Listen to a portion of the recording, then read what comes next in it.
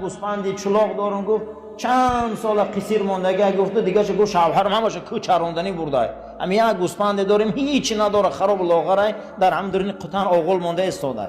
اینو شام جناب پیغمبر که از ظرف بیاره گفت من همین گوسفند میجوشم شیرشخه می نوشم. این کمپیر سودا خندید گفت آخه من گوسفند یک سال دو سال برچه نداره که جو این کارو میکنه و شیر نداره. کمپیر سودا کی میدونه که قضیه آخرون پیغمبر سودا. همین خیمه که ظرفا رو آوردیم که همه خرما پر شده، یک گوسفندی که چند سال برچه نداره. در یک روایت جابر ابن عبدالله میبیاره که پیغمبر خدا جابر گفت که گوشتا تیار شده پخته؟ گفت بله. گفت یک دست بیار. پیغمبر خدا دست دوست می داشتن، یک تا آورد. گفت جابر گفت گوشتا شد؟ گفت بله. گفت دویم دستشم بیار. آوردن.